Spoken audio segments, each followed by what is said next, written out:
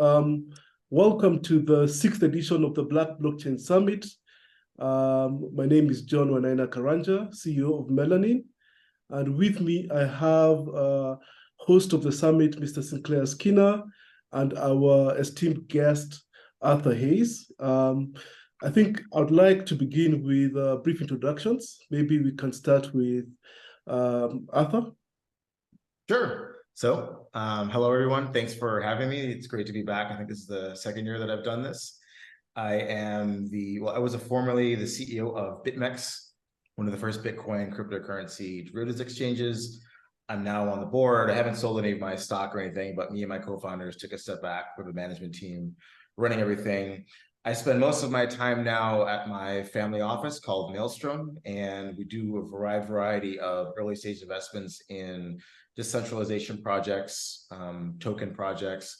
And I also have a public policy arm where we do some financial literacy outreach and curriculum design for right now US public schools. So that's sort of what I've been up to over the past sort of year, and a brief introduction of myself. Awesome. Arthur. Sinclair? Yeah. Again, everybody, thank y'all for joining us, and we're just so blessed to have you. Good brother, big brother, Brother Hayes, been in the space for literally years and years. And again, I think, that's sometimes one of the things that's difficult. People don't realize, like, it's been a short period of time in this whole blockchain since the white paper. But again, you've been a pioneer in the space, understanding that journey. Again, we've had you on before, but it'd be very helpful if you just give us that little taste of how you made that journey here for the folks that are just joining the blockchain summit for the first time, even though we've done that 6-year mark. Sure. So a very brief history. So I was a finance student at UPenn, Wharton School of Business, like many years ago, 15 years ago now, class of 2008. I then moved out to Asia, where I worked for Deutsche Bank and Citibank, trading exchange traded funds and futures contracts on a lot of the large equity indices in Asia. I got fired from my job in 2013, read the white paper, and then decided that I was going to be in the cryptocurrency Bitcoin space. I traded my own money for a bit, and then decided with my other two co-founders to start BitMEX, which was basically a platform to trade derivatives, which is my background. And I wanted to create a platform that I wanted to trade on as a trader. I think our biggest claim to fame is the invention of the Bitcoin perpetual swap, which I guess is the most traded product ever in cryptocurrencies. Every single exchange that you've heard of trades a variety of the thing that we invented, and it basically powers the cryptocurrency derivatives market. And then subsequent to my time at BitMEX, as I mentioned before, I started a small family office where me and a few other individuals invest in different sort of token projects and decentralization technology across the whole space. So, crypto's been my life since 2013. It's been a wild ride. I enjoy it thoroughly, especially the people that I get to meet. And I really want to help bring this technology to everybody in the world. And hopefully we can change the way things are done and how we organize ourselves, both at a political standpoint and in terms of how humanity interacts with money. Awesome. Our theme this year is peaceful solutions to violent world problems. And we did a quote from Cameron Winklevoss, and he talked about Bitcoin is a monetary system that requires no violence to work. There's nobody going to twist somebody's arm. We don't beat folks in the head. We don't call the IRS. The whole bunch of things that has allowed us to be a part of this community and know that its magnitude's better than the status quo. When you're looking at your growth in the space, and now with some of the things that you're doing, you're talking about your family office, over this last year since we talked to you, what are some of the things that you see that now are your priorities? I think as we go through these different phases in life, sometimes we kind of like shift some things around, but sometimes we might even double down on some of those things. In a high 30,000 feet, what are some of your priorities now as you see over the last years of what you're doing? And again, the thing you said about the financial literacy in the community, I mean, again, I think that's an awesome point. but your innovativeness and the way you've been kind of pushing in an aggressive way is also something is so important to us. So what you got? So man? I think a lot of people lose sight about why Bitcoin and the whole ecosystem is special, right?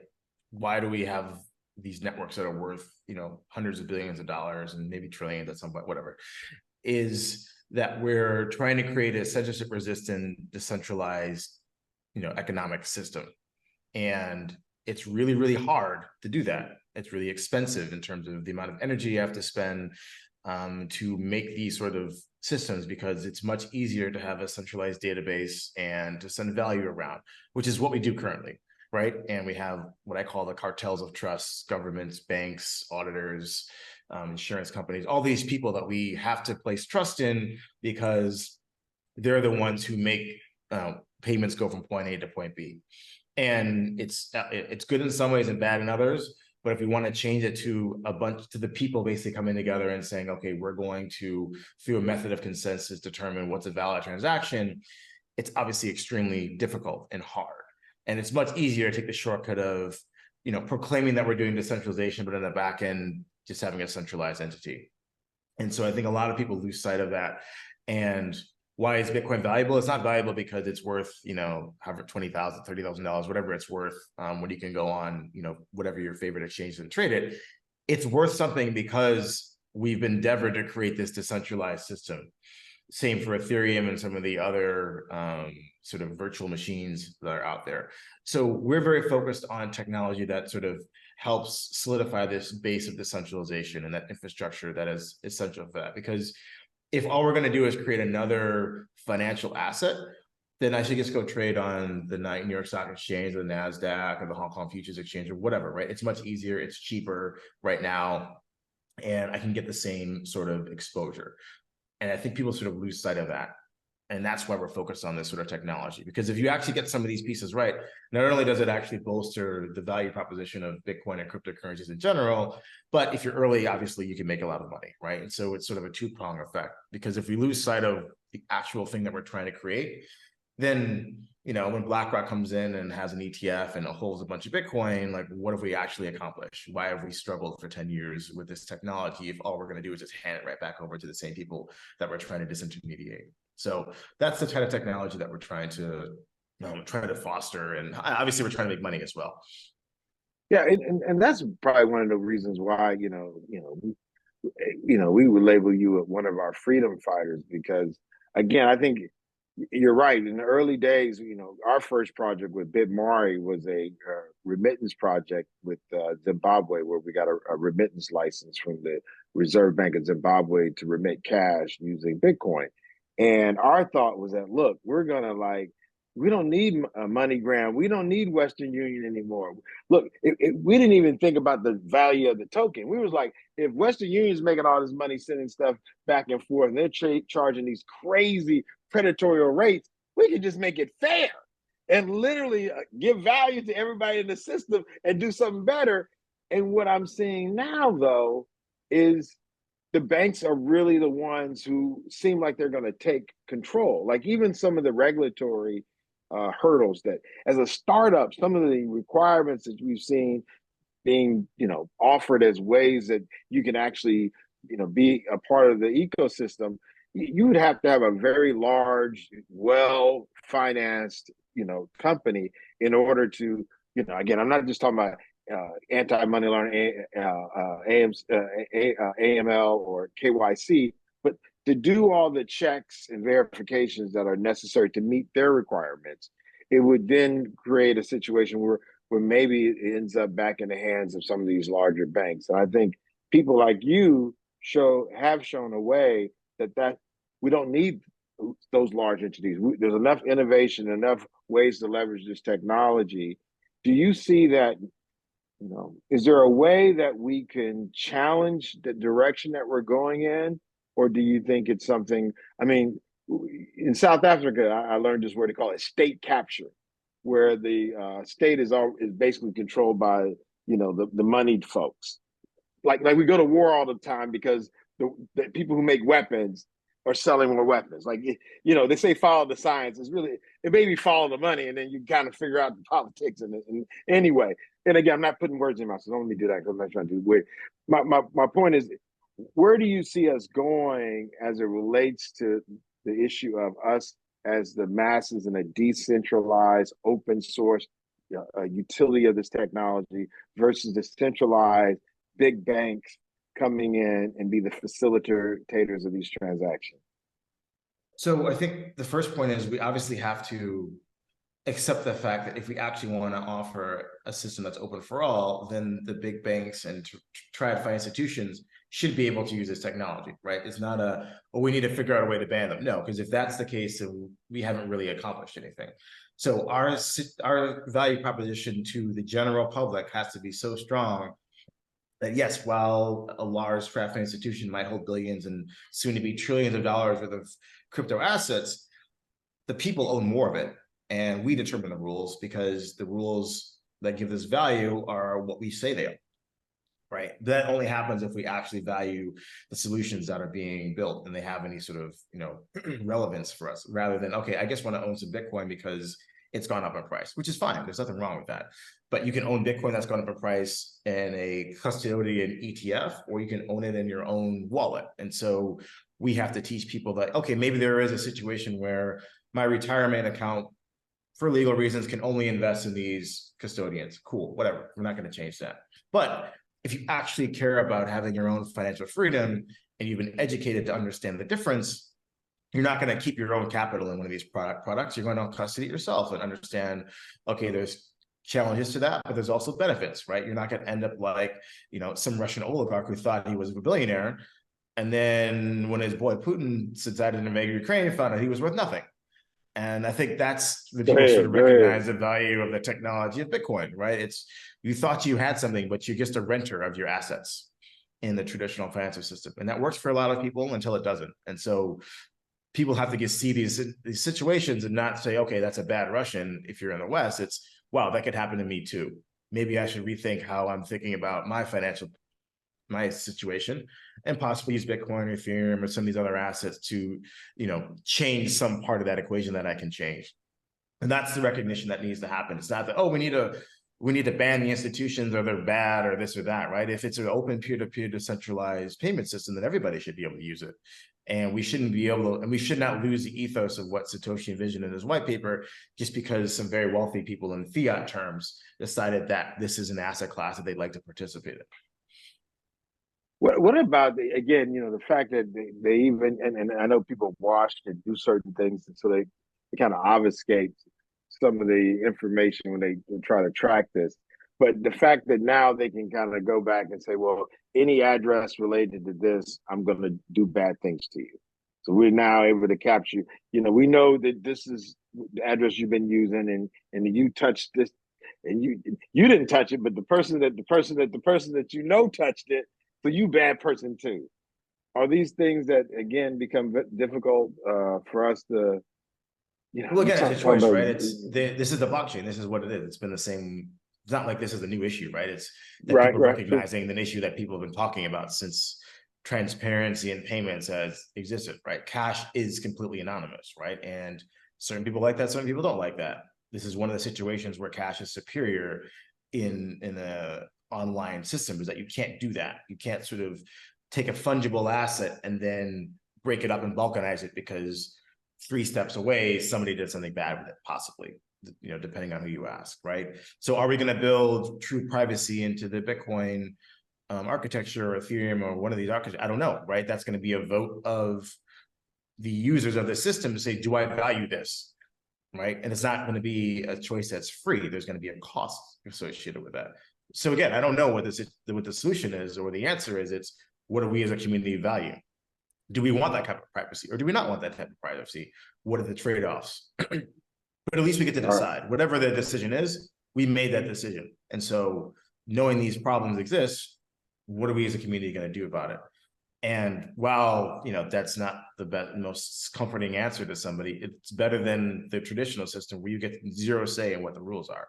You were born and there are these banking rules and you got to follow them. And that's that, right? You're not changing them. Versus here, you can vote, you can make your voice heard. You can try to create a different system. Now, whether or not you create something better, that's really up to us. Right, and it goes back to self-determination, liberation. There are responsibilities. So I'm picking up what you're putting down on that. I think that humbly. Now, as it relates to teaching and financial literacy, I've been really getting a lot of pushback from some of my. Okay, I'm leftist, so let me just say I'm definitely an extremist. But with that being said, when we start talking about financial literacy, it seems like we oftentimes start in the middle of the movie. We don't start at the beginning. We almost make it acceptable, or we make it that capitalism is the actual only system that we should have. We make it seem like capitalism has existed since the beginning of human existence, as opposed to actually having a real conversation about, again, how is value exchange? How do we communicate with each other? How do we trust each other? People. I've even heard people, just dispute the whole barter system, like that never existed. It's always been a ledger. It's always you borrowed some sugar from me, and I got some flour from you. It was never half a horse, a third of a horse. And then even the conversation about us being a part of a communal environment, it wasn't necessarily a capitalist environment. Colonialism, all the things that made us have our strange surnames, Skinner, Hayes. I don't know if I'm really Skinner. I don't know if you really. I know you Hayes, brother. I'm clear. You're not Isaac Hayes, but you definitely Hayes. But my point is, they'll start getting at me and say, Sinclair, you're trying to get this system is inherently only meant for three people to win off the masses of the people. So just trying to teach our folks to financial literacy out of that. Tulsa, Oklahoma had some folks with some money. They bombed them. They killed. Like, we're not going to financial our way out of this. We're going to have to come up with another. We may. This is what they would interject, because I would push back on any system, social. We can always come up with a new one. So the conversation of financial literacy, when you think of it, or when you put it together, where do you start? Do you start saying, hey, this current system, I want you to master this? Or do you take them from like, okay, how do we best interact with each other as human beings? And can we ever reconstruct it? I think ideally we'd like to go all the way to like, what is money? Like, why is this piece of paper? Why can you go down to the store and take this worthless piece of paper and buy a carton of milk or chicken or eggs or whatever, right? To go all the way back to that and explain from first principles that, right? But, the woman who runs the public policy arm of Maelstrom, she's been in Indonesia for a few months. And, she's gone into like very, very poor orphanages and high schools, and they're not ready for that. They just need to know how to do a budget, right? So it really depends on where you are on the spectrum. If you can't even understand, like, I make X and I spend Y, and the rest leftover is savings, like, talking about the theoretical construct of what money is kind of lost on you.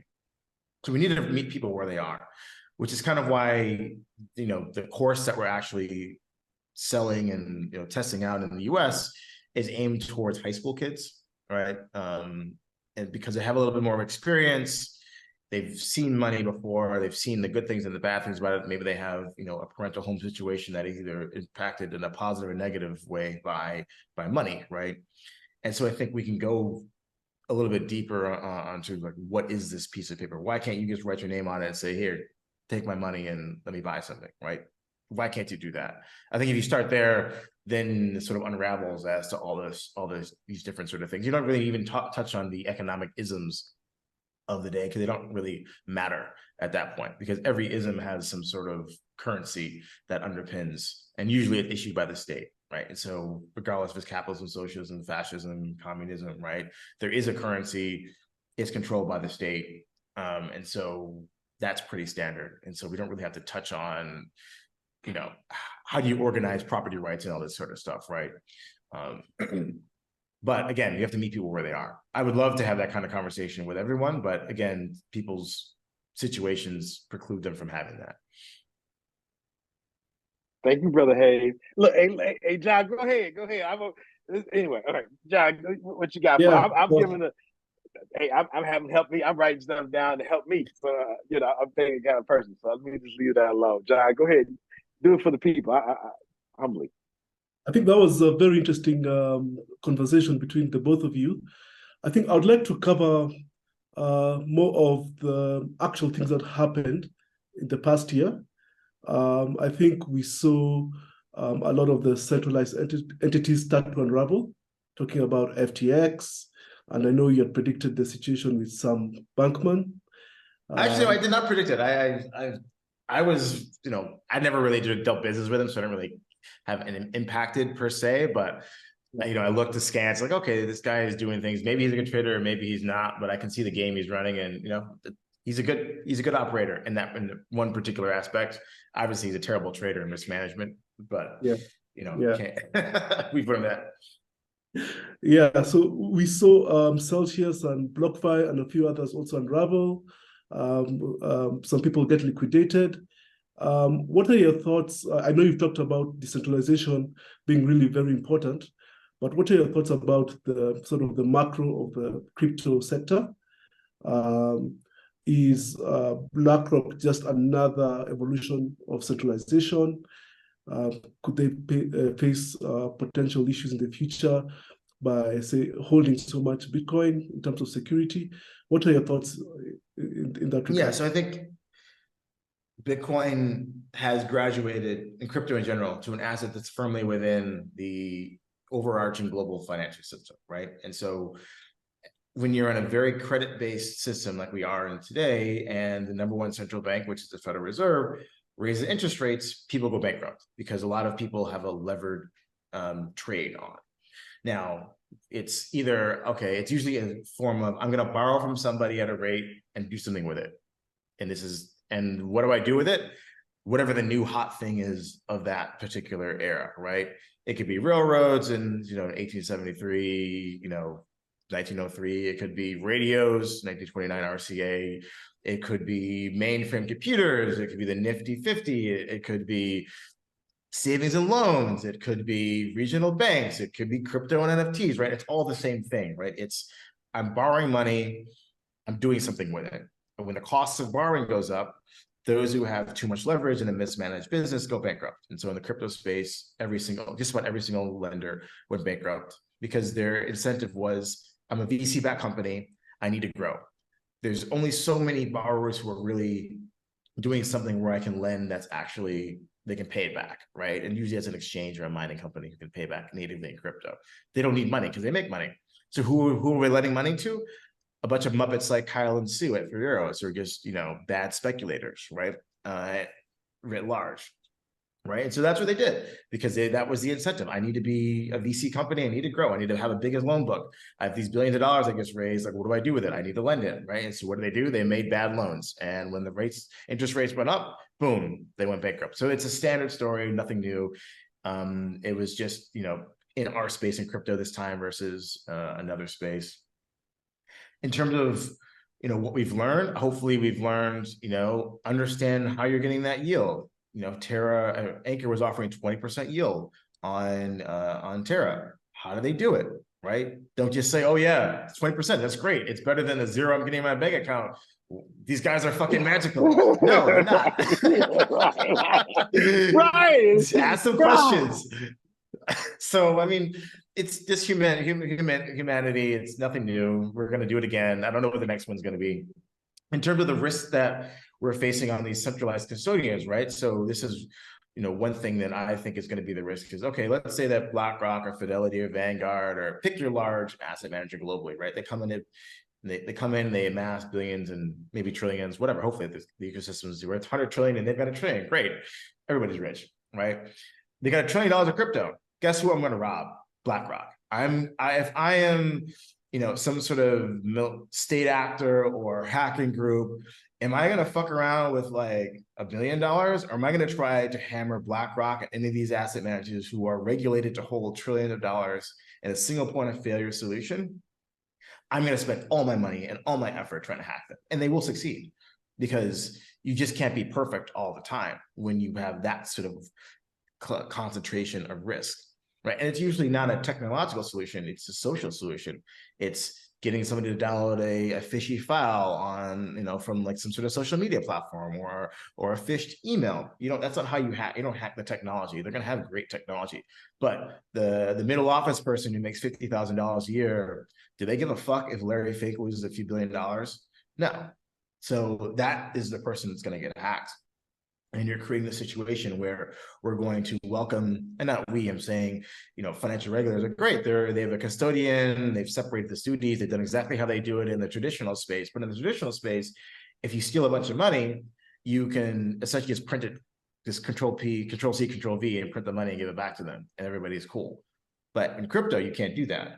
And so that's going to be a big risk.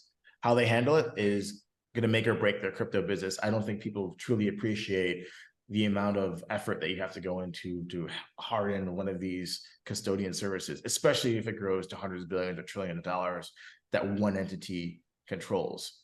That could be the risk in the 2025-27 cycle. I don't know. Wow.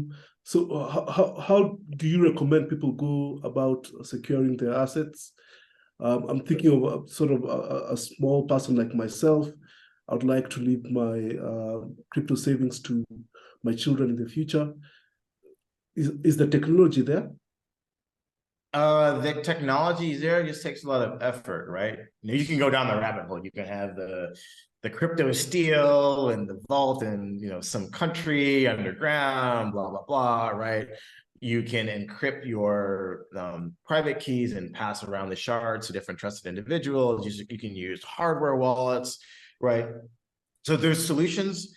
They all require effort. It's not like, oh, let me just pay this person $10 a month and they've sorted it all out. Like, no, they haven't sorted shit out. So you have to, if you really want to be your own financial institution, then these are the sorts of things you have to think about. And it can get quite annoying sometimes. But that's what you want to do. Or you can hand your money to somebody else. In most cases, you'll be fine, but you could not be fine. And you have no one to blame but yourself, because again, this is self-deterministic, right? You choose how you want to store your assets. There's no redo button. There's nobody to complain to, and so some people don't like that, which some people cite as the hindrance to adoption. But again, that's sort of the whole point of what we're trying to do here. Right, not your keys, not your cheese. So we have a non-custodial wallet that we've had since 2016, Bill Murray, on Apple and Android. And again, I'm guilty. I left some money on the exchange, and they got me for about 50 Bitcoins. And they did have the Secret Service. It was a cat out of Florida, young kid. It was real crazy, but they were able to get. They settled and gave us like some money back. He had hit a bunch of folks, and it was a SIM swap where they literally got in on my. I was using AT&T, bro, and this got weird. I was in Zimbabwe.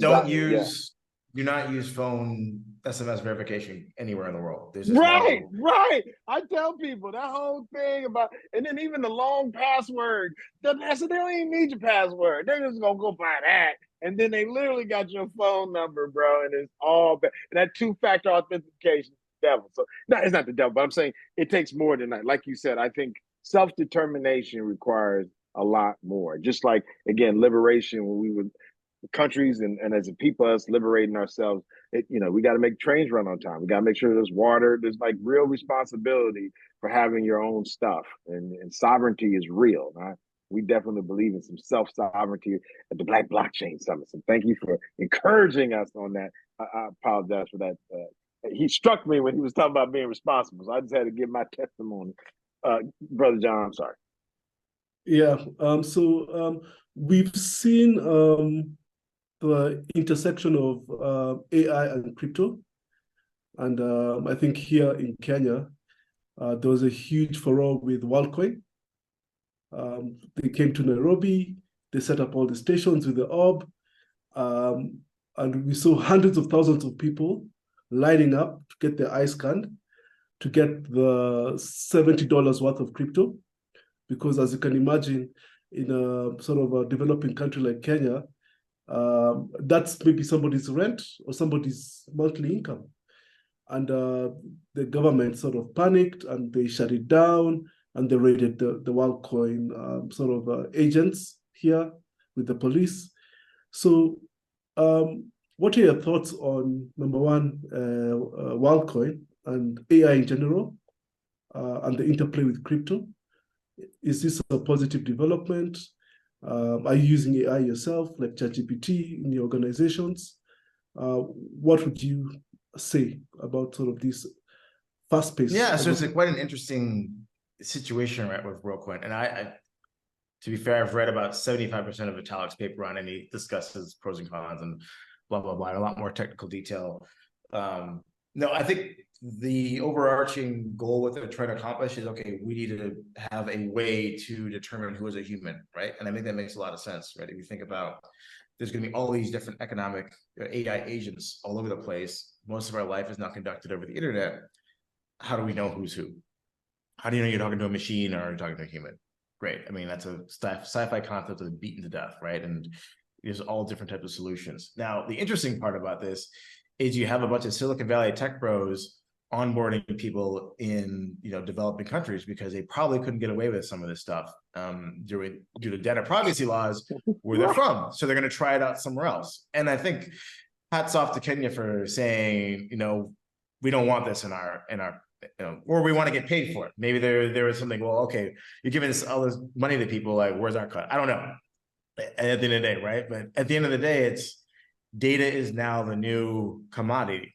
And if you're looking for unstructured data in different places, you're going to have to get it where you can. And a lot of countries are now saying, no, we don't want you doing things to our database of humans and what they're interacting with.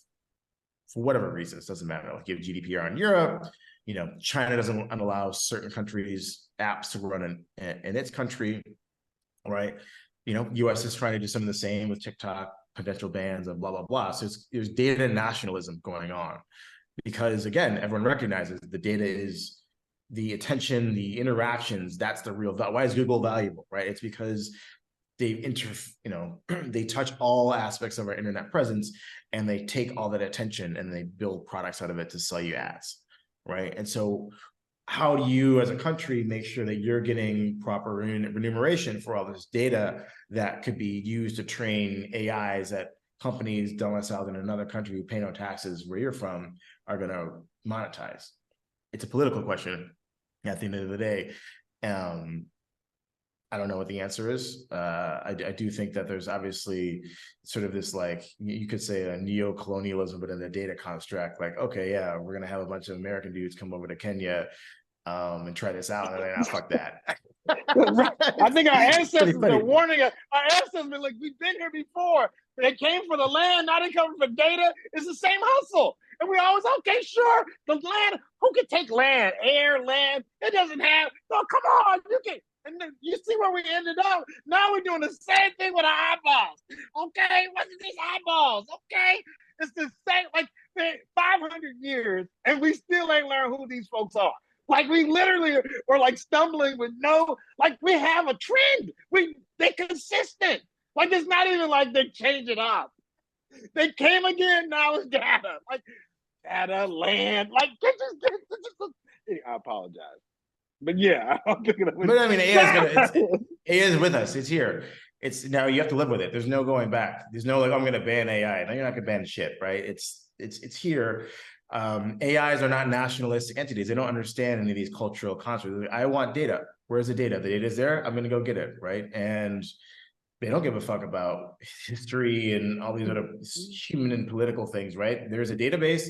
I need it to be a better AI. I'm going to go get it. And they will succeed at the end of the day, right? It's a computer. They're better than us at just about everything. And so I think you're naive to think that, no, there's going to be a way to prevent any of this sort of development. And so you have to sort of adapt to that and think of solutions. And obviously I made a big, essay series about how I think AIs will interact using crypto and why it makes more sense for them to use a cryptographic monetary system versus a human legal state-based currency like fiat currency, even if fiat currency trades on blockchain rails like a CDBC or something like that.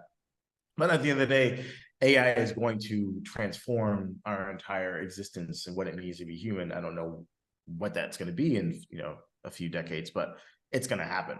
And so Right now, what I'm thinking about is making sure that as an investor, especially at Maelstrom, we don't overpay for stuff, right? Because you saw this in the 2000, internet infrastructure boom, right? Cisco systems and all these different players are going to build all this fiber optic, and we're going to connect 7 billion people in the world. Are going to use internet, and everyone's going to make a fuck ton of money, right? And so you're paying sort of silly multiples for earnings. And I don't know what Nvidia traded now, like 200 or 300 times, right? Something you've seen, right? But at the lower end of like the startup scene, you're seeing, okay, well, I couldn't raise money as whatever I actually do. So I'm just going to slap AI on it and go to the investors. And most of the investors are dumb because, again, they just they need to deploy money to earn management fees. If you're not deployed, you're not making money. So fuck it, just give it to them, right? It doesn't matter if most of them are going to lose it. You don't get paid unless you try.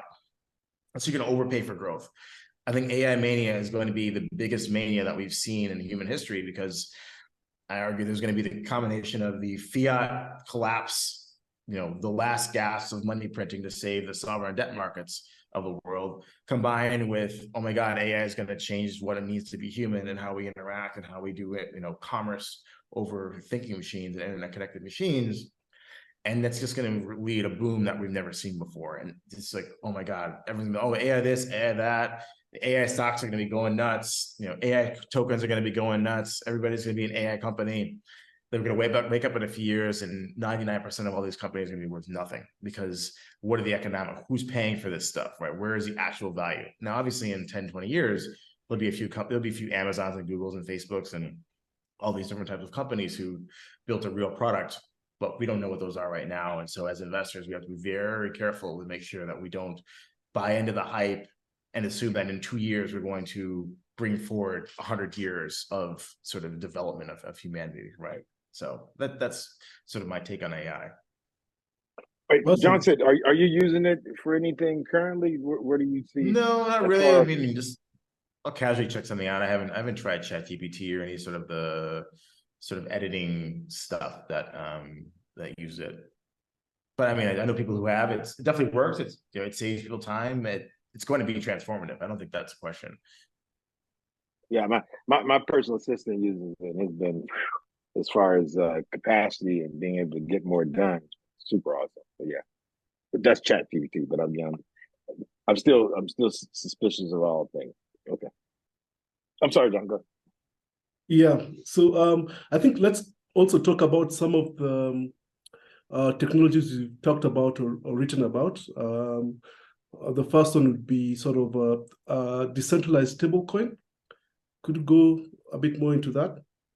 Yeah, so I think the stablecoins are obviously very useful, right? We want to be able to use a fiat representation, but not have to rely on the slow and expensive TradFi banking system. So, it started with Tether, and there's MakerDAO and a bunch of other these things. Oh, we're going to put a dollar representative token on a blockchain. So now the dollar can move, instantaneously 24/7. Great concept. And obviously Tether and BNB and BUSD or whatever it's called, and Circle have amassed close to $100 billion worth of value that's custodied with them. But the problem is, at a fundamental level, you're saying, hey, bank, give me a bank account so I can completely disintermediate your business model, which doesn't make any sense. Like, why would the banking system not just do this themselves? Like, Tether's making $1 billion per quarter with like 5 employees. Like, good on them. Like, great business. I wish I was doing it myself. But like, if you're the banker saying like, look, you're like, huh, these guys make all this fucking money and literally they cannot exist without me, the bank, because they need to park this money somewhere. One second. So at one level, we need to say, okay, how are we going to create a crypto equivalent? I don't think that we can go full decentralized. And so I said, okay, well, we could create a synthetic dollar with derivatives and Bitcoin, or derivatives and Ethereum. So I put this paper out there.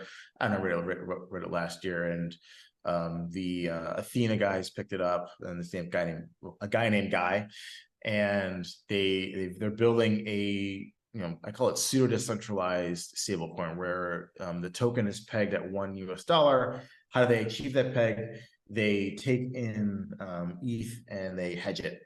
They take in staked ETH and hedge it, and so they earn the staking yield, which is about 4 to 5%, plus they earn the futures basis on ETH dollar, which is like, I don't know, 5 to 10%, whatever it is, right? So now they have a positive net interest margin, and then they have, through derivatives, a stable coin that's pegged at $1. And so this is sort of, and there's other people doing the same thing, because it's not a very complicated concept.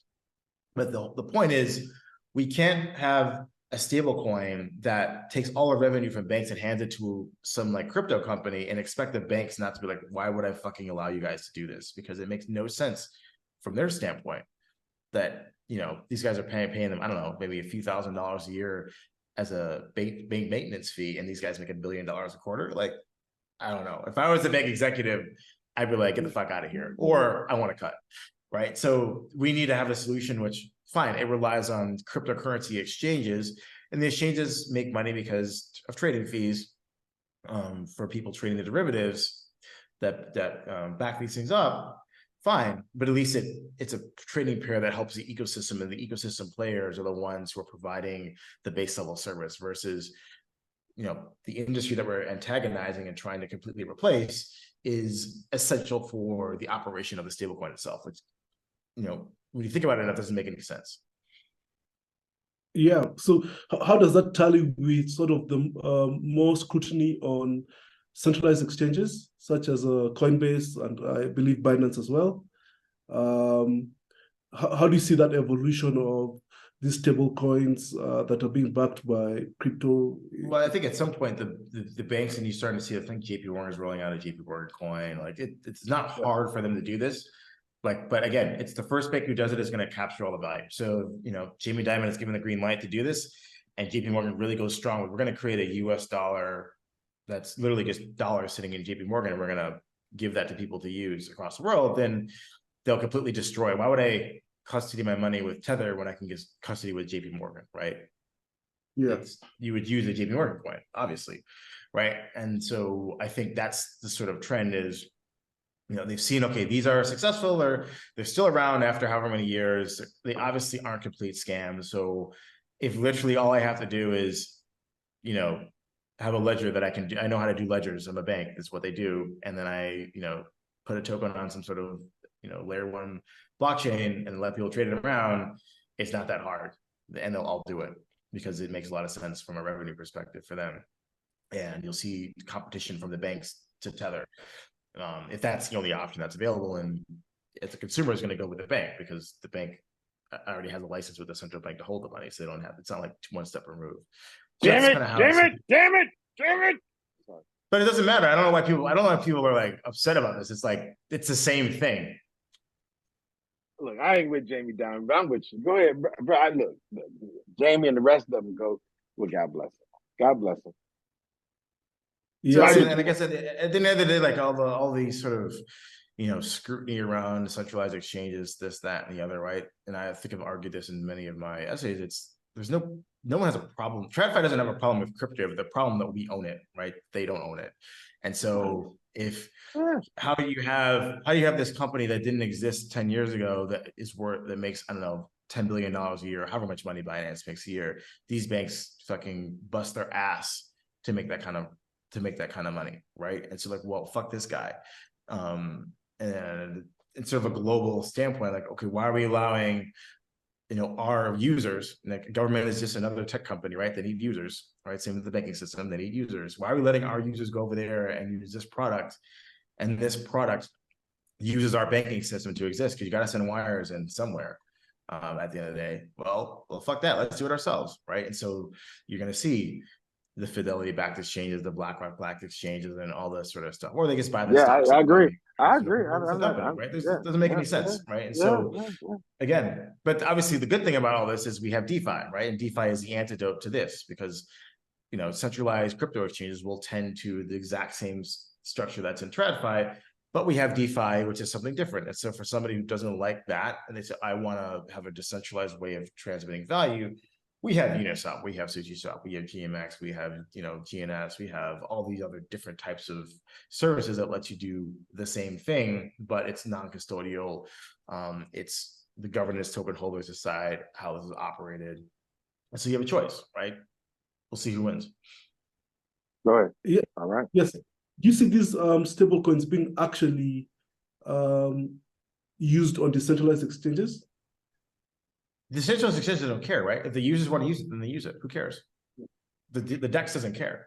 They shouldn't care. They're agnostic to the asset. As long as it's on the L1 that they support, then they should be, and there's a liquidity pool that wants to trade it. That's the whole point. It's freedom of expression of humanity with each other, which is usually not what's allowed in traditional finance. They don't want freedom of expression on their exchanges. They want you to trade the stock they want you to trade because that's the one they're selling to you because they bought it much cheaper, right? That's how it works. So that is what a decentralized exchange is supposed to be. There's good things and bad things on there. And do you think the decentralized exchanges will be able to sort of survive regulation? Because recently we saw like that's an open question, right? Is the system robust? Are they actually decentralized, or is it just some dude with a computer running on AWS claiming decentralization? We're gonna find out. All right, awesome. What else?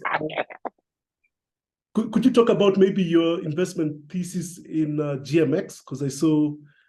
I mean, it's an exchange. I like exchanges. They're building a new model, the perpetual. Not a new model. They're doing basically sort of a swap program with perpetuals. One of the first to do it. They do decent volume. Supposedly decentralized. I guess we'll find out. So yeah, I like the exchange business model. It's a very good business model if you get it right. Yeah. Well, what else should we be looking at that you're currently looking at as well?